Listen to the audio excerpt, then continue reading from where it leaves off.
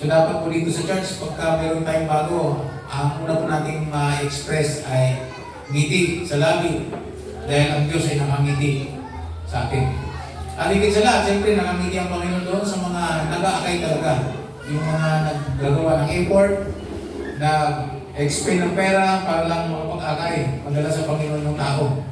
Ang sabi sa Santiago ay yung taong nag-akay, yung taong alam naman lumok sa pamumuhay sa mundo ito sa kasalanan at siya'y nadala mo sa Panginoon, sabi niya, nagligtas ka ng kaluluwa.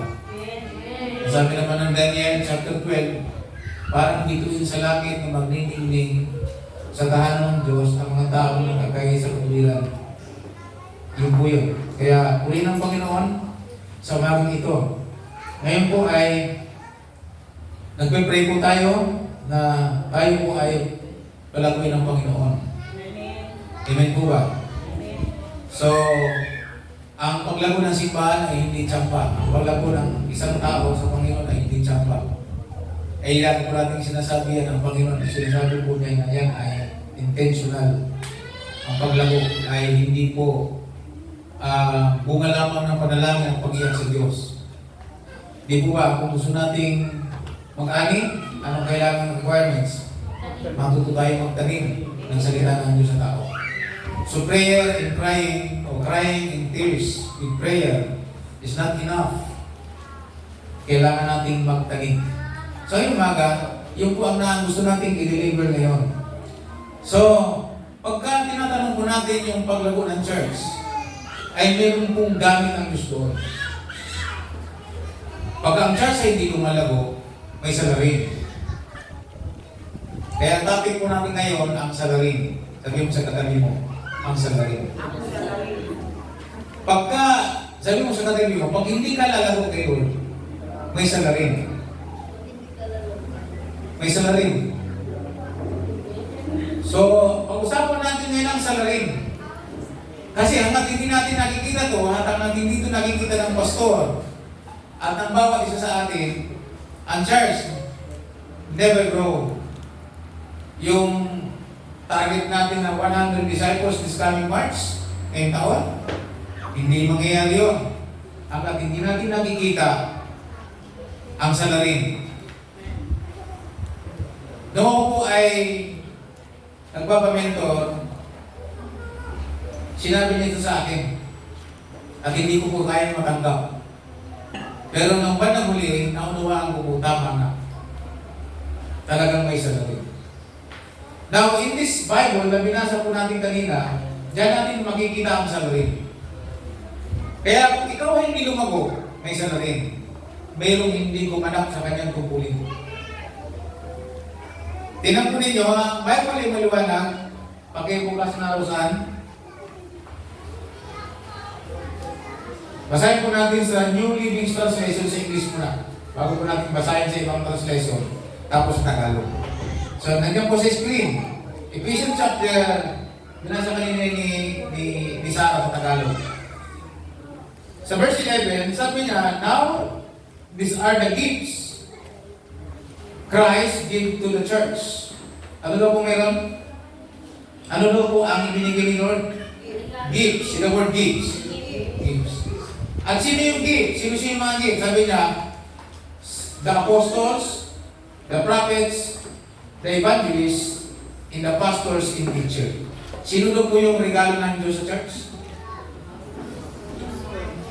Yung mga fundador, yung mga apostles, yung mga prophets, yung mga evangelists, pastors, and teachers.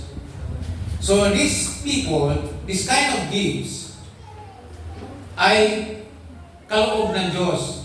Sabi po sa Tagalog, sa ibang salin, sa NIV version, sabi niya, God gave, sabi niya, so Christ Himself gave, see the word gave, past tense, sabi niya, gave the apostles, the prophets, the evangelists, and the pastors and teachers. Sa Tagalog, ang sabi niya, sa verse 11, ang iba'y ginawa niya. Ginawang apostol, ang iba'y propeta, ang iba'y mga ngaral ng magandang balita, ang iba'y na may pastor at guro. Nakikita po natin yung word na ginawa sa Tagalog, ginawa ng Panginoong Hesus himself. Itong mga taong ito, itong mga gifts na to, itong mga extended gifts ni Jesus Christ, actually si Lord to si Lord ang dakilang apostol, siya ang dakilang propeta, evangelista, pastor, at guro. Nung siya po'y umakyat sa langit, ibinagay po niya ito sa mga tinawag po niya. So God gives. Saan gives? Ito'y gifts ni Lord sa church. Sabi na, now these are the gifts Christ give to the church. To the church. So daw yung mga apostles, prophets, evangelists, pastors, and teachers, Christ gives to the church. Ito yung regalo binigay ng Diyos sa church. So ang pastor, ang mga preachers ng church na binigay Lord, ay regalo. Sabi ng sabay-sabay regalo. At hanggat hindi ito naunawaan mismo ng pastor na si regalo sa church, hindi lalago ang church. At hanggat hindi naunawaan din ng mga tao sa simbahan, ang pastor ay bigay, regalo ng Diyos sa kanila, hindi sila lalago sa Panginoon. Unless you understand that me as a pastor is a gift of God to you, never kang mag-grow. Kasi pag hindi mo nalaman ako yung regalo sa iyo, hindi mo ko respect. Mababa lang respeto mo sa akin. Ay, pakita mo nga mo sa inyo yung pinakita ko dyan ay meaning ng pastors. Pakita lang natin yun, tingnan niya. Ayan yung pastors. Sabi dyan, pray for him, assist him, support him, treasure him, obey him, respect him, stay with him. Hindi mangyayari yan hanggang hindi natin naunawaan na ang pastor ay regalo ng Diyos sa iyo. So sabi ng Jeremiah, ako ang magbibigay ng mga pastor na ang puso'y aking puso. Sabi po sa aklat ng Jeremiah. So makikita po natin, in the verse 11, sabi ng Apostol Pablo, Christ himself gives the apostles, kasama po ang pastors. So even po yung pastor, kapag hindi niya naunawaan na siya ay regalo ng Diyos sa church, hindi niya mapapalago ang church. Kasi ang pastor, nag-uugali po siyang parang iba dyan, mga dictator, etc. Yung klase ng kanilang leadership. Hindi niya magagawa. So, ang aking dapat palang iintindihin ko na ako regalo para sa iyo. At ibig sabihin niyan, pag regalo ako sa iyo, ano meron? Meron akong connection sa iyo as a gift of God for you. So tingnan nyo, ang bakit ginawang regalo ng Diyos? Sabi nga po dito, regalo ng Diyos. Tingnan po ninyo. Sabi nga, so Christ himself, nasa na ba? Yung ginamit kong salita dyan sa Greek word, yung salitang gave o gifts, ay didome. Ang ibig sabihin po ng didome sa salitang Grego, yung salitang give na ginamit yan ng gives. Pag nung aking mong inaral, ang ibig sabihin mo pala, to give something, ibig sabihin to supply, to furnish, to administrate, and to deliver, to extend, at ang sabi ko dito, to help people to grow for the work of service. So, kaya pala binigay ng Panginoon, regalo ang pastor sa church para ang mga tao ay umunlad.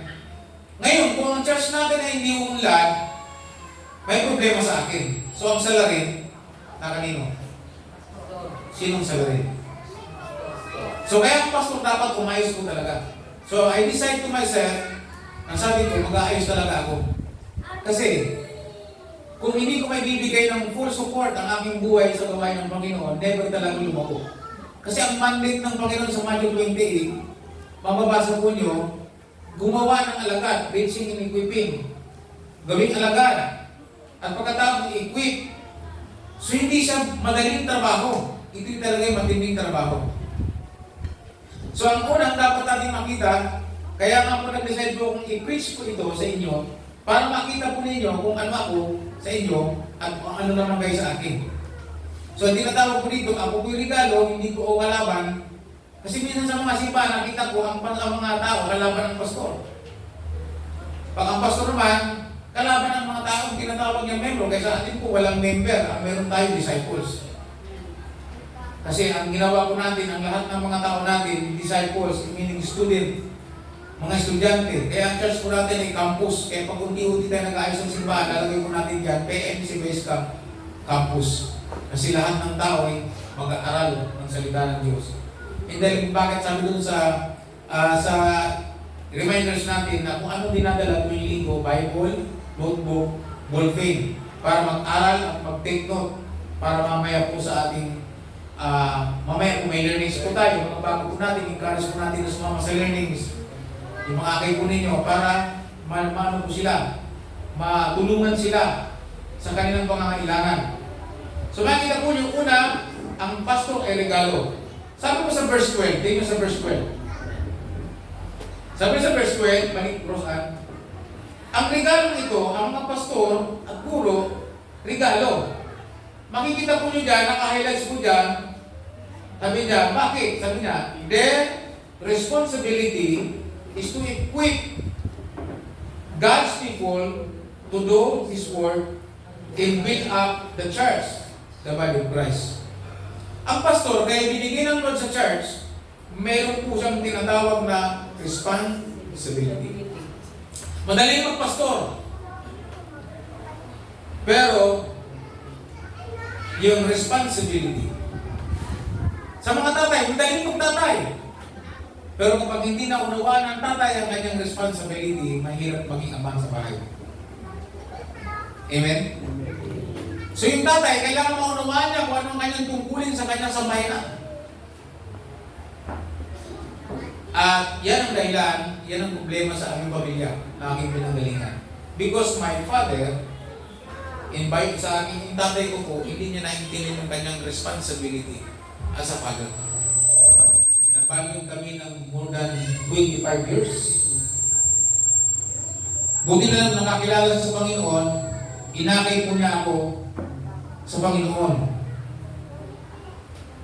So, ang pastor, kailangan maunawaan po niya ang kanyang responsibility. Responsibility means, sa Greek word po, ang ibig sabihin po nito ay pagiging manager. So, ang pastor po talaga, tatay yung manager po ng simbahan. Imamanage po niya ang church, ang mga tao ng Panginoon. Ibig sabihin, kailangan maunawaan ng pastor yung kapasidad ng kanyang mga tao ibinigay sa simbahan. Maunawaan niya kung ano-ano mga kapasidad at ano-ano kanilang buhay, paano po sila i-deal at paano sila matutulungan, paano sila ma-equip para sa Panginoon. Ibig sabihin, marami po yan. Kaya kung meron tayong isandaang tao yan, na kailangan alamin mo kung paano po sila tutulungan sa kanilang estado, sa isang estado. So ngayon, kung meron tayong 26 disciples na nag-aaral intentionally. Amen? So mamaya po, sila yun, yung asawa, mayroon na po sila mamayang gabi ng assessment. Kaya assist na po sila, titignan natin kung yung mga tinuro sa kanila ay nagagawa na po nila. Kung yun ang Panginoon, may akin po siyang kapwa driver niya, kapwa tricycle driver. Palimakan naman natin ang Panginoon. So nag-start na po siya. Kasi nagpapakita po siya ng kanyang natutunan na kailangan niya talaga ibahagi ang salita ng Diyos, ang kaligtasan sa mga taong inibigay sa kanilang Panginoon o sa atin. So makikita po natin, ito po ay responsibility. So ang pastor, kailangan maunawaan niya ang kanyang tungkulin, ang kanyang responsibility. Naalala ko po yung aking kaibigan, yung guide ko, yung nag-guide sa akin, na talaga pala pastor, noon tayo ay sinasabihan ng ating mentor na tayo mga tamad, mga tamad na mga pastor, kayo ang salary ng hindi paglago ng simbahan, hindi namin matanggap. Pero nung bandang huli, naunawaan po namin. Sometimes sabi po niya, kasi ako hindi ko nakatin ng Team 40 noong December. So siya nakatin at siya nakapagdala ng isang ginang sa simbahan. Yung sa akala niyo walang ginagawa, yun lang talaga na isama niya. Yung nanay lang. Naisama po niya sa Team 40. Now, pagkagaling mo ng Team 40, iba po ang nangyari kasi kung naunawaan ng babae kung ano siya at kung anong kanyang tungkulin sa simbahan, At pagkatapos pagbalik po niya, iba po ang ginawa ng babae ng ginang. Ang ginawa po ng ginang, inakay niya ang kanyang mga anak. Hinakot niya ang kanyang mahakot sa simbahan, hinakot niya ang kanyang mga anak, mga apo, kumari, kapitbahay. Ngayon, pulpak ang simbahan. Ang sabi ni pastor, tayo lang talagang pastor ang may tayo talagang problema sa simbahan kung bakit hindi lumalago. Hindi kasi natin nagawa ang pinagagawa ng Panginoon. So sabi niya, i-disciple natin ang tao. Dali natin sila doon kung saan sila mag-disciple. At pag naunawaan nila yun, tiyak gagamitin sila ng Panginoon sa specific. Kaya ngayon, dito sa church, ay nagbibigay na po ako ng assignment sa mga disciple. Kaya po yung nabigyan ko na po ng assignment, yung po mga nasis na, gawin na po ninyo. Kasi po yung kulin po natin yun. Na gawin, ano po tayo, ang paglabag yung tatlong bahagi ng ating focus na yung nasa puso ng Diyos, disciple. Kung tatanungin natin kung anong nasa puso ng Panginoon, disciple. At kung ano, para magkaroon tayo ng isipan ni Kristo, kailangan po natin devotion. So kaya yung inakit po natin, tuturuan po natin sila paano mag-devotion. Thus, kung paano lalago ang simbahan, management. So management is the hand of God. Kaya pastor, kailangan po siyang maging manager, administrator. Kaya po, sa aking pag-resign, kailangan araw-araw. So mamaya pong hapon, pagkatapos niya natiging, kasunod si Sarah, tapos isunod na agad natin si Lady Jaira, si Lady Per, sasama ko na si Blessing. Kasi bibigyan ko na sila ng assignment. Ang requirements natin, ang devotion, yung mamibigyan ng assignment. Pagkatapos po next week, magdadagdag po tayo. Pagka gusto po yung assign ng Merkulis, meron pong Merkulis. Si Aling po ang nakasalang sa Merkulis. Kung gusto pong may magpaasalang ng Merkulis. Tapos po yung mga nakatapos ng ID, pwede na po kayo magpa-assist para mabigyan na po kayo. Para makagawa kayo sa gawain ng Panginoon. Kasi ito po ay trabaho po natin. Gusto po natin lumago, amen? So, kailangan po nating sundin ang management. Dahil po dyan, binigay tayo ng Diyos para gawin ang responsibility na ito. Sabi po dito, yung word na ginamit po dyan, responsibility.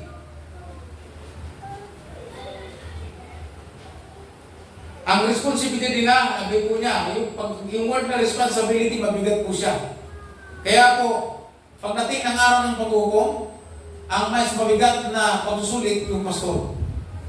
Kasi bawat isa sa inyo, hahanapin sa akin ng Panginoon. Yung lahat ng na-disciple ko po, hahanapin po ng Panginoon. So kaya ngayon, nag-iisip ako, sabi ni Lord sa akin, hindi mo kaya lahat yan. Kailangan mong ipamahalaan niya ng maayos. Yung mga taong pinagkatiwala ko sa iyo na may kaya, nga mula ngayon, mag-start kang pumili ng mga taong pipiliin mo upang magdadalaw. Kasi pati pagdadalaw, baka hindi mo na matrabaho. Kasi mag-focus ka lang, mag-focus na kung gumawa ng lesson. Ay si John, mag-share na siya. Nagsabi niya, kuya, ayaw ko ng English. So yung lesson na tinuro ko sa kanya, kailangan Tagalogin ko at ipagawa kayo saan.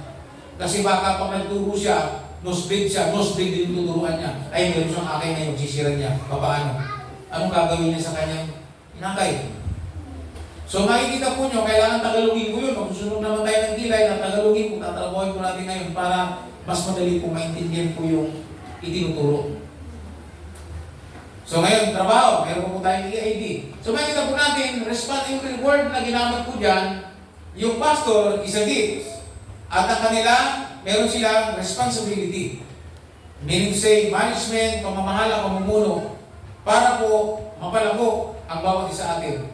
Ano daw po ang responsibility nila? Ibig sabihin lahat ng paraan na pamamahala ay kailangan magawa. Ang responsibility nila, sabi niya, pakita nyo, yung naka-highlights, to equip God's people.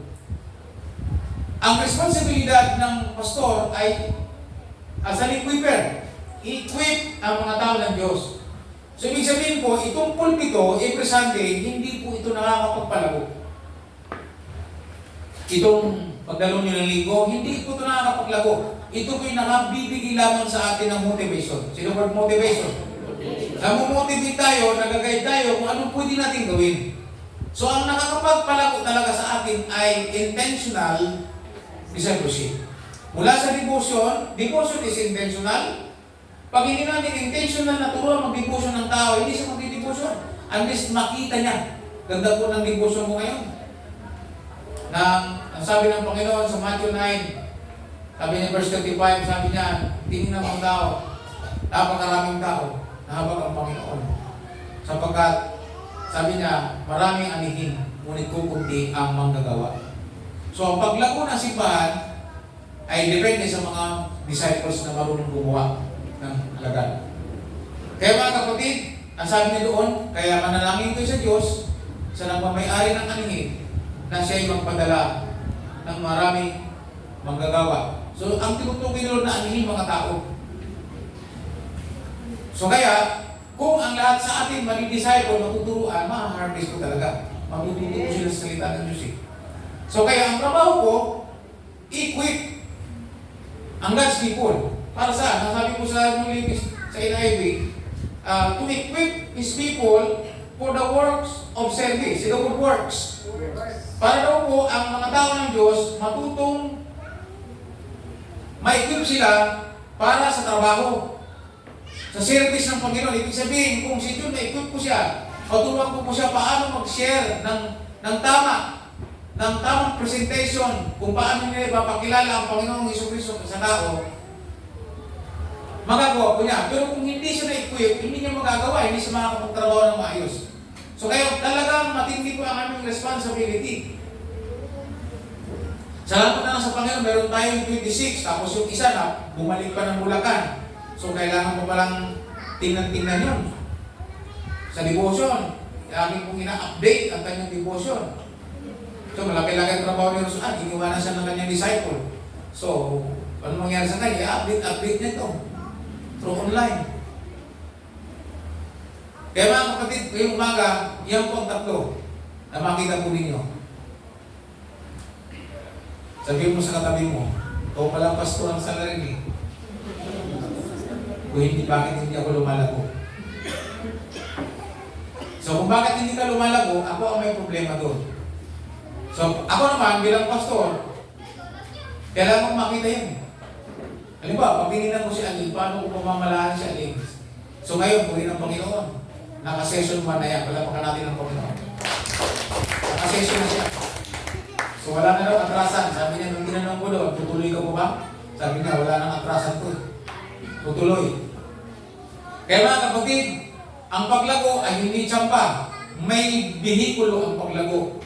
At ang paglago ay nakabase sa pamamahala. At yan ilinagay ng Panginoon sa isang pastor at guro. Napansin niyo ba? Some to be pastors and teacher. Ang pastor hindi basta pastor lang. Kailangan guro din siya. Kaya mapalan ang mga church na ang pastor ay guro. Amen? Amen. Nakamix yung dalawang yun. Mahirap kasi maging yung nagpastor, guro siya, pero hindi siya pastor. Ang hirap nun. Kasi ang pastor, gifts. Kaloob ang magpastor. Ako po, hindi po ako magaling na pastor, pero ako po yung nagagamit na guro. So kaya po, yan po ang pinagpapray ko. Kaya ngayon, sabi nyo sa akin, dahil hindi mo lahat magagawa, mula ngayon, mag-train ka ng mga taong may kaloob sa pagdadalaw. Yung mga nag-follow up. Kaya pag napili kita, assignment, kikilos ka. Amen? Kasi body of Christ po tayo. Trabaho ko po ito eh. So, hindi makikita natin ang aming responsibility ay equip. Sino word equip? The word equip, yung po yung nakalagay sa Matthew 28, verse 19 to 20, nasabi niya, at turuan nyo sila sa lahat ng pinag-uuros ko. So, this everything, sabi ni Lord, na aking itinuturo. Ibig sabihin, yung po ang word na equip. Wala pong maging, kaya po sa akin ang aming vision, ating mission ay reaching and equipping. So ngayong taon, meron po tayong nakabase sa anniversary po natin, magbubuhat tayo ng tema. Pero buong taon natin na ito, ng 2025, ang ating pinaka-tema sa taon ay sowing and reaping. Pagtatanim at pag-aanin. Hindi madaling magtanim, hindi rin madaling umanin. Amen? Lalo na kung ang mo 100 polls. Isipin mo, kung ngayong taon na to, ma-achieve natin ang 100 disciples, maganda. Kaya ngayon pong anniversary, ngayong March, lahat po tayo magdadala ng bago. Ngayon pa lang, magsisimula na po tayo mag-share. Kasi po ang ating anniversary ay more on evangelism, ang topic. Dito po makilala nila ang Panginoon. At dapat na tayo mag-celebrate ng anniversary pag may bagong kaluluwa. Dahil po na nakalagay sa Bible. Dapat tayo mag-celebrate pag may bagong kaluluwa na kumikilala sa ating Panginoon. Siyempre, yung mga nagtanim at naghirap, mahirap ngayon, iyak sa manalangin, pero pag ang tao nakakilala sa Panginoon, harvest, masaya po yun. Amen po ba? Exciting po kayo dito? So kaya po mahalaga po ito. Sa December, magbabaptize po tayo sa tubig. So mag-ready po tayo sa December. Bago po mag-year-end and Thanksgiving celebration, meron po tayong ibabaptize sa tubig. Para pag year-end and Thanksgiving celebration, mas masaya sapagkat marami po tayong bago na isinilang sa pananampalataya. Amen po ba? Ngayon po ay nasanay tayo na tayo lang, pero nasanay po tayo may mga bago. Kaya nga po, may mga bago, pag dumating po, huwag kayo nakasimamo. Kasi pag nakasimamo tayo, hindi natin intindi ang mga bago, tandaan po ninyo, yun ang una tuloy ng lalo. Di po ba? Nasanay na kasi ang iba, nagulad sa ibang simbahan, kung nasalita po ako, pag may bago po, dapat angat-angat sumpuan, pag pinapakilala, kamayan po agad, ito welcome. Dapat ganun po tayo. Amen po ba? Sabi mo sa katabi mo, dapat ganun tayo. Mag-a-assign na rin po ako mag-volunteer sa dyan, sa gate, na sa attendance, tagakuha ng information, tagakuha ng pangalan, tagakuha ng edad, tagakuha ng Facebook at Messenger, email, tapos cellphone number, taga saan, tagakuha ng information. Mag-a-assign na rin po tayo ng mga asset, yung lamang nakasimangot pag dumarating ang mga tao. Hindi, nakangiti po. At nag-welcome. Magpipili tayo ng senior, at yung mga kabataan, sabay po sila dyan. Pag kabataan, medyo ang unang sasalubong kabataan. Pag senior, senior naman din. Ready po ba kayo dyan? Hindi tayo dadami. Hindi tayo lalago pag hindi natin ginampanan ang responsibility, pinagkaloob. Ako, binigyan ni Lord ang responsibility ko, i-train kayo, i-assign kayo, turuan kayo ng mabuti, intentionally, itong taon na ito, matapos po kayo sa ID, sa intentional discipleship. Amen po ba? Para, pag nagkaroon po ng mga mas updated na makatutulong, kung baga po sa mandirigma, ako mandirigma, sino po ang gustong maging tagadala ko ng sandata? Nabasa nyo na sa Bible ba yun? Yung tagadala ng sandata, mandirigma din. At yung tagadala ng sandata, actually yun ang taga-utas eh. Halimbawa, imagine mo si Jonathan, yung kaibigan ni David, yung anak ni Haring Saul. Kung nabasa na po ba niyo yun? Meron po siyang armor bearer. Yung armor bearer, yung po yung tagadala ng shield, yung panangga sa limaan, at minsan siya tagadala ng sipat o kaya ng parasol. Pag mayroong kapanahin yung mandirigma, siya ang taga-abot. O kaya kung sinabi, kung baka sa doktor siya nurse, sabi niya, sibat ang iabot. Sabi niya, palasok ang iabot. Espada ang iabot. Shield ang iabot. So habang nagipagdigma, nakita po nyo lahat ng sinugatan ni Jonathan ang tumutulas, yung kanyang armor bearer, siya ang taga-utas. Yung armor bearer, hindi ka siyang magaling. Sa church, ang pastor, never po niya magawa ang kanyang responsibilidad kapag hindi natin nakita yung pangalawang pinakita. Pakita mo saan. So yung pastor, kailangan po talaga may mag-a-assist sa kanya eh. Yung mag-a-assist sa kanya, yung mga armor bearer niya. Sino ba gusto maging armor bearer ko? Ipatitrain ko po kayo, pakatinin ko po kayo ng armor bearer. Anong araw yung armor bearer, madam? Mahal mong asawa? Tuesday. So yan. Pakaatin mo kayo ng armor bearer. Hindi yung libre. May bayad yun. School yun eh. Para kayo matutong maging armor bearer, makatulong. So mas marami, mas maganda, mas marami ang nag-aaral ng armor bearer. Sabi ng isang kaibigan ng pastor, dati ako lahat. Pero nung nadala ko sa armor bearer itong mga disciples ko, gumaan ang aking trabaho, mas lumaki kami. Mas madali ang aking pamamahala. So kailangan may mag-a-assist sa akin, may magsusupport. Yung may mag-i-stay sa akin as a armor bearer. So yun po yung meaning ng pastor. Now, makikita po nyo, lalago lang tayo pag tayo po ay na-equip. Ang susi sa paglago ng simbahan ay yung equipping. Matapos natin makilala si Lord, kailangan tayo ma-equip. Kailangan tayo mapalago. At mayroon pong bihikulo. Pastor at yung mga nagpag-disciple. Halimbawa ako, kay John. Pag gustong itong inakay ni si brother, itong kasama nating driver, kahit hindi lumirik ka sa akin yan, pag si John nag-equip, may equip niya yan, madadaan-dahan po niya yan. So lalago po siya. Si John ang aking second generation, siya ang aking third generation.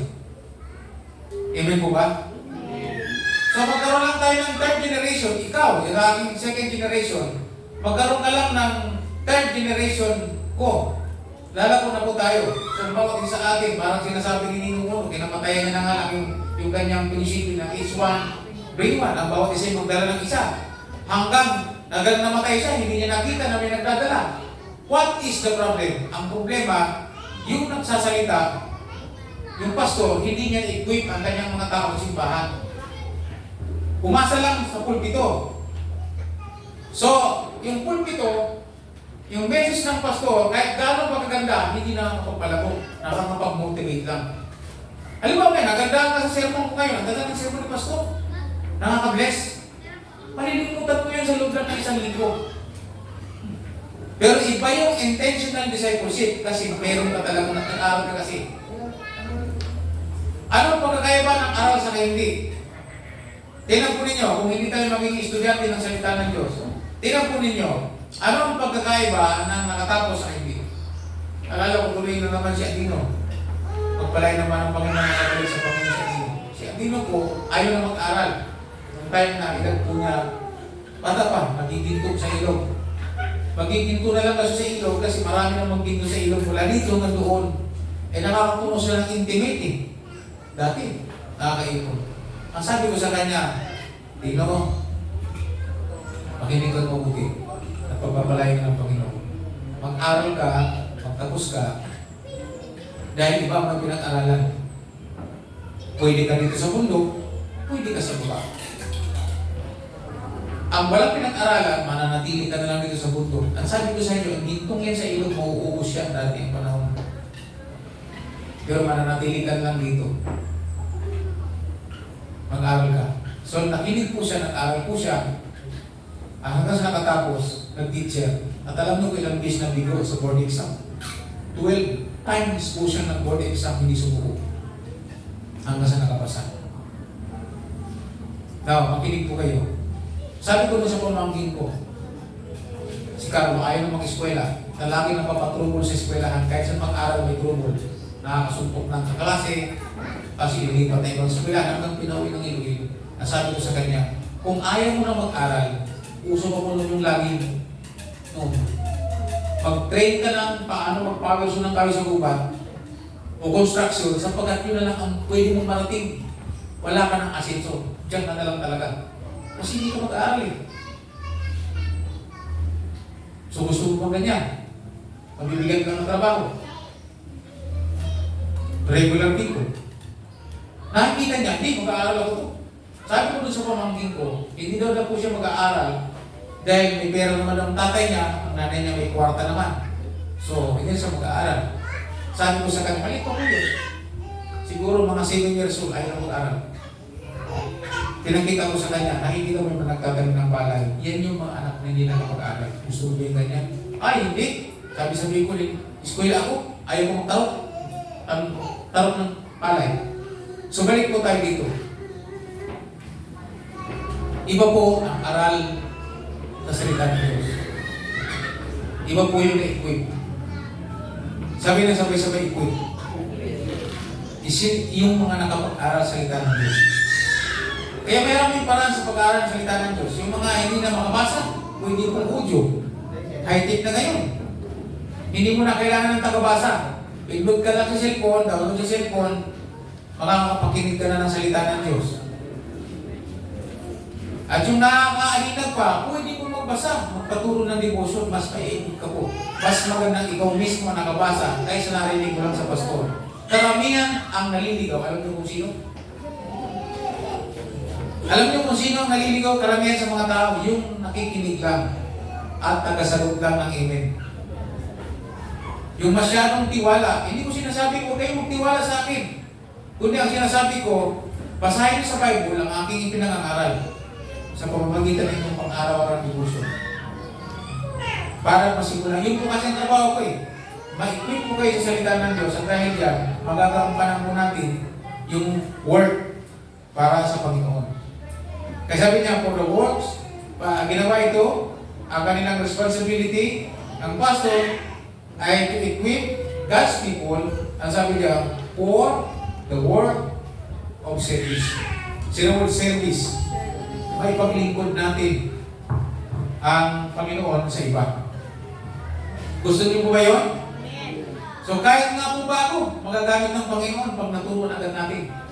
So kaya ngayong umaga, ang ating pong paglago ay hindi tsamba. Imunawa po natin, ang paglago po natin ay intentional. At yan po ay kailangan po makita ng pastor at kayo. So kaya po ngayon, yung nandito ngayon, gusto po natin matapos po ito sila sa ID, lahat makapag-ID, para makita po natin ang ating paglago. Yan po ba kayo mga kapatid?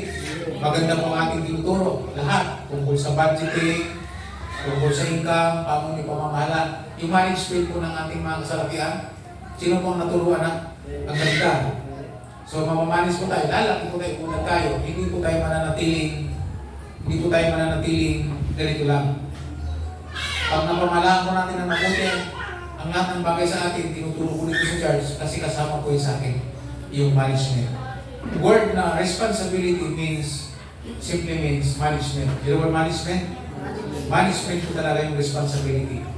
Kaya kung yung pastor, hindi niya matutulong ng i-manage sa church, ang mga tao kung nagkatula sa kanya, may pupunta, may mawawala, may pupunta, may mawawala. Ibig sabihin, dati, may pumupunta, pumupunta tayo, pagkatapos lilipasan sa tao, may mawawala. Ang naikang dahilan, hindi equip. Ang ibig sabihin, hindi po na-manage na mabuti. Hindi po siya nadala sa tamang hubugan. Amen po ba? Kaya ngayon po, assignment po natin ngayon na lahat po tayo dumaan ng ID para po pag tayo po ay palago na magagamit tayo ng Panginoon sa iba. Amen po ba? Gusto ko pa nyo magamit kayo sa inyong pamilya. Gusto ko pa nyo mawin ang inyong pamilya. Tulad ng tuwito ko po sa inyo, nadala lang po sa Team 40 Assembly. 2 days. Dinala doon. Sa 2 days na seminar, nag-stay po siya ng 2 araw at 1 gabi. Ang laki ng ginawa ng Panginoon sa kanya. Pero kung taki mo naman, hakutin ang kanyang mga kapitbahay, pamilya. Kagtaka po yung pastor. Ang sabi ng pastor, kung noon ko pa ito ginawa, dapat malaki na kami ngayon. Laki ng sisi niya. 60 years old na po siya ngayon. Ang sabi niya, kung noon ko pa ito ginawa, sabi niya, malaki na sana kami ngayon. Biro niya, isa lang. Ang hinakot, pamilya-pamilya. Kakaiba. Kaya mga kapatid, kung gagawin ko sa inyo ang pinagagawa ng Diyos na kayo i-equip sa salita ng Diyos, magsisimula po sa devotion. Tuturuan po namin kayo ng devotion, paano ginagawa ang devotion. Then, pag marunong na po kayo, gagamitin na kayo ng Panginoon.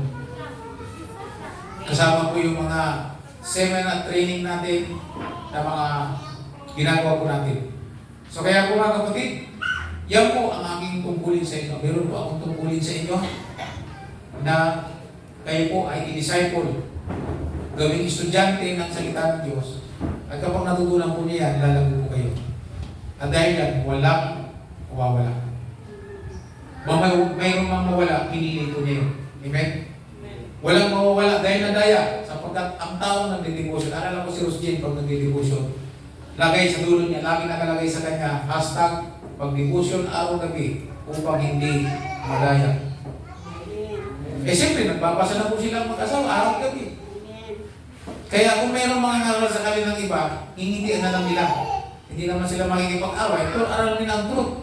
Kasi nagbabasa na po sila araw gabi ng devotion. May guide po sila. So dahil yan ang kaya nga minsan pag nag-preach po kayo sa patay, sa lamay sa patay, hindi po ko nag-preach na tanggapin mo si Jesus. Madali lang mo magpatanggap. Ang sinasabi ko po, ito ang kailangan ninyo. Madaling kilalanin ng Panginoon. Parang nakakakilala kay Jesus. Tanungin mo ang mga taga-Katoliko, yung dati mga sa lumang religion. Kilala ko si Jesus. So kailangan po tayong dito nakapasig.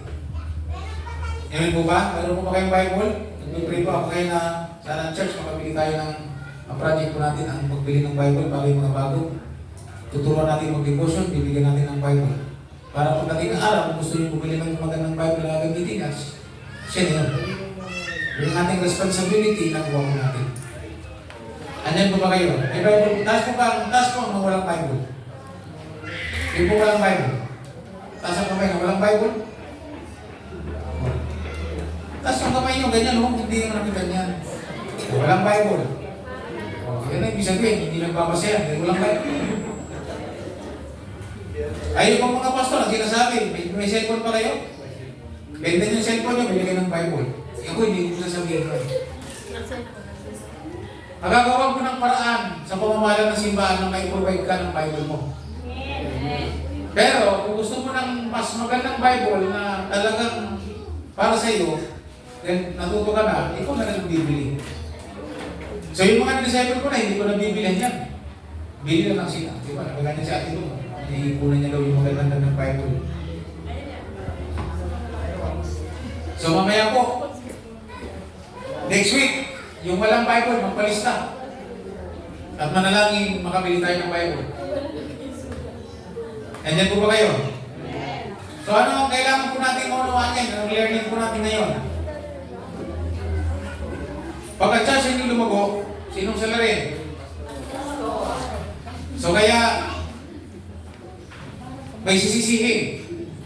Pero pag nagawa ko naman aking tungkulin, masisisi mo pa ako hindi? Hindi na. Natulungan na kita eh. Equip na kita. So, ano mangyayari? Magbabago ang iyong ang iyong sa buhay. Kaya sa ibang church, pag sasabi ko ako, Pastor, lalo ngayon sa mga kasama ko sa PMC, ang lakas ng ami ko. Sa amin po ngayon ay yun ang tulog. Kaya ako nag-isikap ako. Iniiling ko sa pamamagitan ng salita Diyos, makita ang aking responsibility, yung aking management gift. Binigyan ko ng Diyos sa church. May dahilan. At para pamahalaan, maging manager ng simbahan ng mga tao ng Diyos. Paano sila mapapalago spiritual, emotional, paano sila matutulungan physically, and then paano mapapaunlad ang kanilang pinansyal. Yung apat na yan, dala po dapat ng pastor yan. Ano po yan? Spiritual. Mamanis po niya ang mga tao ng Diyos sa simbahan. Pangalawa, emotional. Mapalago ang emosyonal ng mga tao sa simbahan. Maikot sila. Physical. Maturuan ang mga tao sa simbahan na magamit ang kanilang katawan para sa kaluwalhatian ng Diyos. Pang-apat, pinansyal. Tinuturo ko ng Bible yan. Sa ID 101, sa intentional discipleship, tinuturo ko yun. Sino pang naturo ng pinansyal? Pataas po kamay. Yung mga nag-a-apply na. Lalo pinapapamagwapang monitor na. Napansin po nyo, magbago ang kanilang pinansyal. Kung po kasi Ate Bing. Ngayon, binibless ng Panginoon. Someday, nakikita po ninyo, yung mga lumago. Alam po ba niyo yung mga lumago na mga disciple, sila po ay namanis po nila, turuan po sila. So yung apat pong ito ang imamanis po natin sa ating buhay. Yung balanced life na tinatawag po natin, spiritual, emotional, physical, financial. Hindi ka makakapag-share sa iba. Tingnan nyo, hindi ka pwedeng mag-share sa iba na pagpapalaya ka ng Panginoon, pero nakita sa sarili mo, hindi ka pinagpala. Wala kang testimony. Di po ba? Di pwedeng sabihin nito kay brother na pag naglingkod ka sa Panginoon, pagpapalayan ka niya. Hindi siya maniniwala kung hindi mo makita sa kanya. Kasi hindi ka pwedeng magsabing masarap ang mansanas kung ikaw mismo hindi mo nakain yung mansanas. Amen? Hindi mo na-experience. So, everything, yan ay experience, kaya napakahalaga po isa. So kaya umaga, yung aking preaching ngayon, umaga sa inyo, kung ano mo po ang learnings nyo, basta ang topic ko po ang salarin. So ngayon, dahil kayo iniikot ko po ngayon, umiiwas po ako sa pagiging salarin. Yung aking pag-uulabi ni Pablo, ni Apostol Pablo, sana hindi ako magkulang sa aking tungkulin. Yun ang panalangin niya, na ang panalangin ko, hindi ako magkulang. Sabi niya, ganito, mas matindi nga siya po sa Pablo, dinidisiplina ko ang sarili para hindi daw po siya magkulang. Dahil baka pagkatapos kong mangaral sa iba, ako naman ang matagwil. So napansin po ba ninyo, yung management ng Apostol Pablo sa kanyang sarili. Kaya ngayon kami mag-asawa, kung hindi po siya naturuan nito, baka sa yung pag-resign ko sa barangay, hindi siya pumayag. Kasi sabi, marami tayong bayarin, yung SS natin, pabalik-balik lang kami sa SS. Kasi pagdating mo ng 60, doon lang tayo, pwede na ako mag-resign. Kasi meron ka ng regular na tatanggapin sa SSS. Nandun yung fear niya. Makikita niya. Pero ngayon, natutunan ko niya. Pati mo yung mag-first note, sabi na, isipin mo na natin, baka wala tayong ganito. Pero sige, go, lanisan ko. Kaya mga kapatid, napakahalagang ma-equip tayo. At ang kapalit po niyan ay blessings ni Lord. So ang susi, so kaya ngayon po, alam niyo na kung anong susi sa simbahan. Ang susi sa paglago ng simbahan, pastor. Ang problema sa hindi paglago ng simbahan, pastor. Kaya kung nagturo ko sa ibang church, pastor, tayo ang dahilan kung lumago hindi ang simbahan. Kaya ngayon mga kapatid, nakita ko, ang bawat isa sa inyo, mayroong mahalagang gampanin. Hindi ko yan i-underestimate. Yung kakayahan na binigay ni Lord kay Nico, hindi ko pwede i-underestimate. Kailangan alamin ko kung anong meron siya. I-equip ko siya. Dahil pag nagawa ko yun, gagamitin siya ng Panginoon. Lalakas siya. Sometimes yung iba, yung pastor, ayaw ko mag-equip ng iba kasi parang ang tingin niya, pagdating na lumako at lumaki, parang karibal ko niya. Parang magiging kakompetensya niya. Sa akin ngayon, iba. Pag ikay naturuan ko, lumaki at bumalik ko pa sa akin, tuwang-tuwa ako. Ibig sabihin nun, magaling akong mag-disciple. So, kung ako ay 1 portion lang at siya'y double portion, ibig sabihin maganda. Amen po ba? Amen. Mas maganda. Kaya mas maganda, masaya po ako na kung ako, na-equip kita, naturuan kita dito. Pagkatapos, ikay mas lumaki ka. Ang inaakay mo, 10-10. 5-5 abay maganda. Ito'y sa kapurihan ng Panginoon. So ang bawat isa sa atin may malagang tungkulin at kailangan lang pong i-assign lang talaga. Kailangan lang talagang i-equip siya, ipakita sa kanya paano gawin, at yan, pag binitawan mo yan. Yan, itong batang ko, itong tagakuha ko ng video. Yan, regular na po yan. Nung linagay po siya, naging active. Maaga na lagi pumupunta sa simbahan. Nag-grow po siya. And then sabi niya nung nakarang linggo, ano yung one word mo? Sabi niya, discipline. Ibig sabihin, ang kailangan niya talaga ma-improve sa kanyang sarili, disiplina. So ngayon, nagmamanis po siya ng discipline sa kanyang sarili. Siguro sa devotion, everything. So word and discipline, big deal sa kanya ngayon. Amen po ba? Kayo po ba, one word kayo? So, bigyan ako po, increase ang aking one word. Mabigat pala po yung increase. Eh, ngayong umaga, sa Diyos ang papuri. May naintindihan po ba tayo mga kapatid? So, kaya po ngayon, magpaano po kayo? Magpa-disciple po kayo. Tungkulin ko po kasi yun. Na kayo'y palaguin sa salita ng Diyos. At hindi lang sa preaching. Mismo dito, ikaw, maggabayan ka sa pagbabasa ng Bible. Kasi, iba ito. Hindi ka basta-basta masasabihan. Lalo na yan sa multimedia. Diba, maraming mga nagtuturo. Kung makikinig ka lang basta-basta, wala. Pero kung nagbabasa ka, nakita mo, tika, parang mali yung itinuro niya. So si Tatay Pastor, tama. Kaya po, yun ang aking turo sa inyo ngayon. Huwag kayo basta mag-realize sa preaching, huwag kayo ng imin ng baulang-baulang, hanggat hindi mo napuprove. So ang dahilan, kailangan nga mag-devotion araw-gabi. Madisiplina po niyo ang sarili niyo sa pagbabasa ng Bible. Malalago ka sa Panginoon. Walang pwedeng magdaya sa iyo.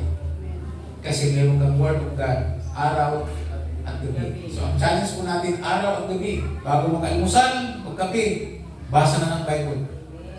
Bago matulog sa gabi, ang alas 10, basa mo na ng salita ng Diyos. Kung hindi ka po marunong magsulat, at least basa muna, basa lang. Pagbuklat ka sa Bible, basa. Ngayon, kung gusto mo na talagang, Pastor, gusto ko na talagang ikarin yung pag-devotion. And then, tuturuan ka na namin, bibigyan ka na namin ng guide. May guide tayo. Ito yan, makikita mo niyo, may guide tayo. Bawat isa. Ngayon, hindi na po kami ngayon, meron nang nag-access sa akin. Dati ako pa nagpapaprint. Eh, si Sarah nagpapaprint na ng marami. Ayan po ang guide natin. Araw gabi, may sulat po tayo dyan. Meron kang guide na babasahin sa Bible. Araw gabi, bakit hapon, mayroon. Para matulungan ka lang. So ito yung tutulong sa akin sa paglaro. So yung tungkulin ko kayong dalhin sa ganitong buhay. Na buhay na equip. So ano po kayo ng aking tungkulin? Ang responsibility ko ay pamalaan kayo at equip kayo sa salita ng Diyos. Kasi preaching and equipping. Hindi lang tayo nag-reach, kailangan po ang big deal sa equipping. Madaling mag-share, madaling magpatanggap sa Panginoon, ang big deal ay ang equipping. So purihin ang Panginoon, nandun ko yung matinding trabaho. Pero kung tayo natutunan, so ngayon, alam niyo na po ang